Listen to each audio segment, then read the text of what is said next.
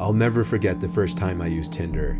It was 2015 during winter break when everyone was back home from college.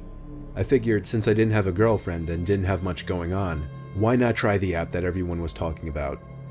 It was like 8 or 9 p.m. on a Thursday night, which was peak hours in terms of activity for the app.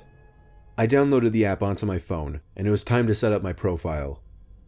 I spent a good 10 minutes browsing through my photo albums and found 4 flattering photos of myself that I thought would catch people's attention.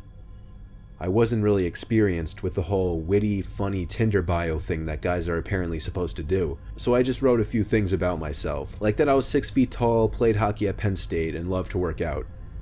I swiped right for pretty much everyone just to see how many people would right swipe me back.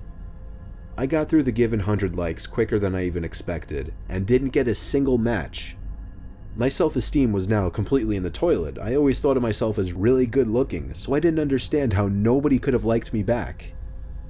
After waiting forever for some kind of notification to come up on my screen, I was considering just deleting the app to save my self-esteem. But finally, a single vibration from my phone, along with the message, "Congratulations, you have a new match," popped up on my phone. Overly excited, I went back into the app and saw that I had matched with the most gorgeous girl I'd seen on the app. She had 4 photos as well, one in a bikini with a friend, one with 2 girls kissing her on either cheek, one with her leaning on a brick wall, and one that appeared to be taken at a college frat party. She was 20 years old, just like me, and she went to Syracuse University. I messaged her just a plain old hey with a smiley face. 10 seconds later, she responded, "Hey cutie." I took a minute to think of something smart to say. Eventually, I wrote something about her sorority and that I had a friend in the same sorority at my school, or something lame like that. She responded really quickly again, this time saying, "OMG, that's so cool," and then a smiley face. I was typing my response when she sent another message, saying, "You're so cute and so close, what are you doing tonight?" At this point I was excited, and thought this app was easier than I thought it would be. I responded quickly, saying, "Just watching Elf, you know, pretty exciting stuff." She replied back, saying, "OMG, no way, me too. You should come over and we can watch it together," and then a winky face. I told her I was down and asked for her number.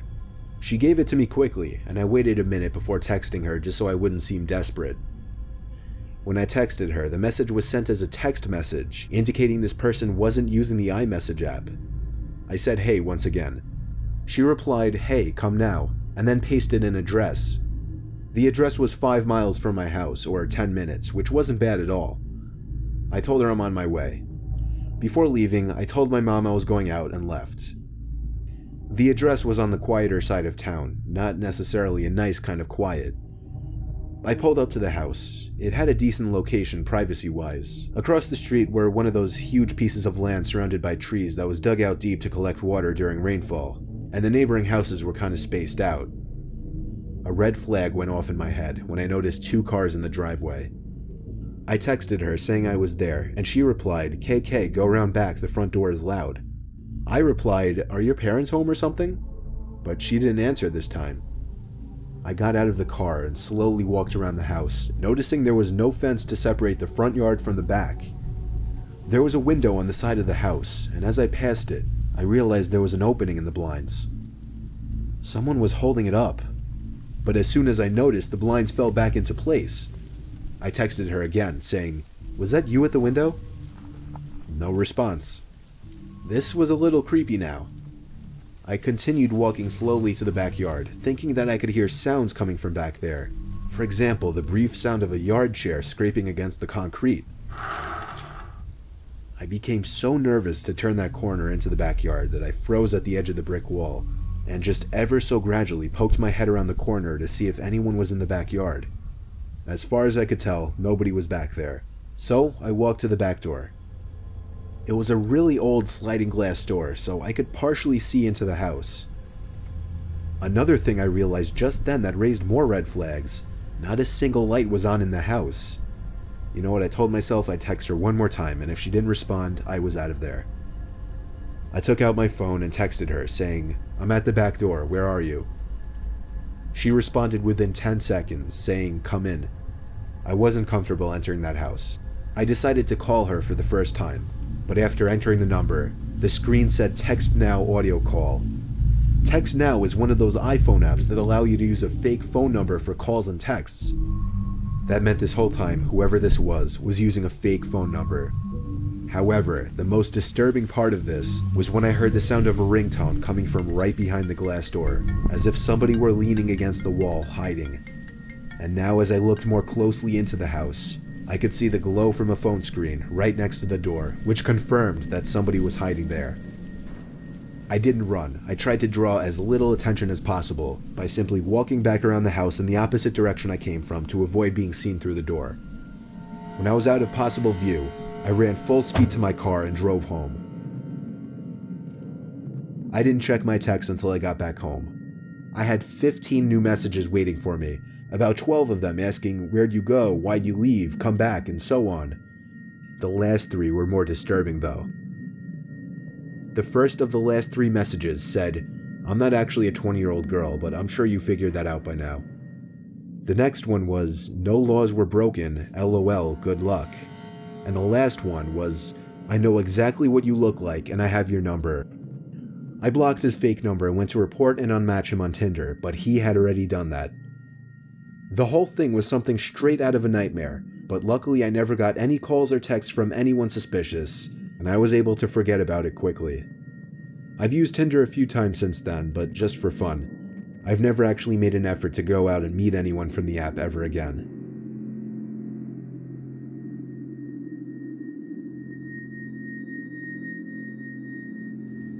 I was on Tinder a few months ago when I was bored. I wasn't looking for anything in particular. Definitely not a relationship though. Just one of those times to see who swiped me for fun and having pointless chats. Plus, there was always that chance that a girl would be down to meet up for the night and, maybe I'd get lucky. That didn't happen this night though. I was the opposite of lucky. My first 20 or so swipes were full of matches. I sent corny pickup lines to a few of them that I found attractive. However, there was one girl who messaged me first. Her name was Michelle.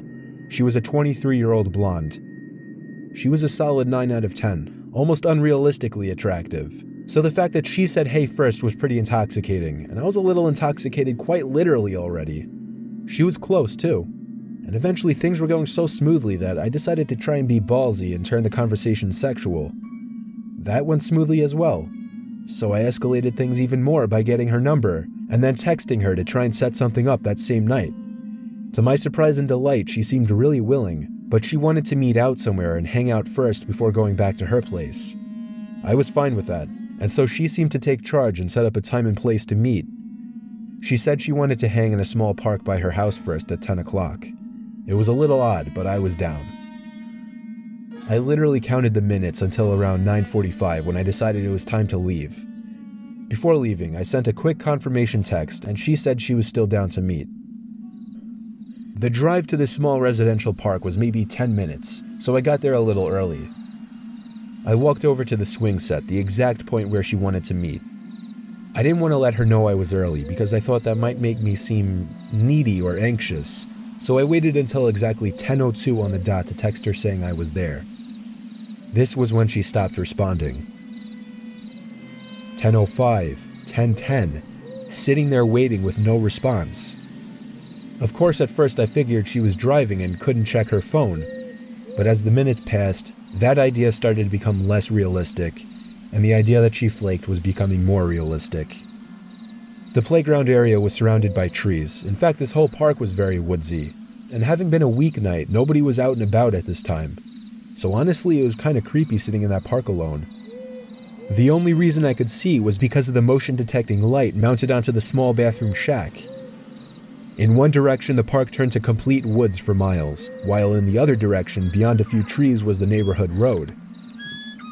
I was sitting on the swing, pushing back and forth in boredom and disappointment.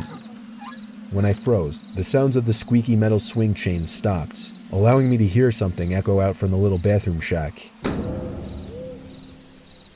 It sounded like, a typical sound you'd expect to hear from inside one of those bathrooms. Like somebody pressing down on the handle of the paper towel dispenser or something like that. What I'm trying to say, it sounded intentional, meaning someone might have been in there. Now this wouldn't be a completely strange thing. After all, it's a public park. Only I would have thought that they would lock the bathrooms up at this hour. And who else would actually be in this tiny park at 10:15 on a weeknight? Then I suddenly felt a vibration in my pocket. So excited, I whipped out the phone and saw a new text from Michelle. The text said exactly this: "Hey, just got here. Come into the bathroom. I have a surprise for you." My heart dropped as I read this. I felt butterflies in my stomach. Not like an innocent nervousness, more like a disturbed and freaked out feeling. My thumbs were hovering over the phone as I was conjuring up something to type in response. Then she sent another text saying, "Get off the swing and come here." As I read the text, I looked up to the tiny bathroom building and opened my mouth, almost ready to scream, when I saw half of a person's face peering out from the entrance from one of the bathrooms, leering over to me on the swing. Only for maybe half a second did I actually see a good portion of their face though, because they slowly moved out of sight. To be honest, in the heat of the moment, I couldn't even tell if it was a male or female, but I knew something bad was going on, and I knew I was disturbed as hell by this situation. So I got off the swing quietly and tiptoed away from the playground. When I was far enough away, I ran for it back to my car. That run back to my car itself was one of the most horrific experiences of my life, because I had the constant fear of somebody chasing me in the back of my mind. As soon as I locked my car, I was able to pause for a breather. But up until that point, nothing compared to the gut-wrenching fear that I felt when I took one last look into the park and saw a grown man emerge from the trees running towards my car.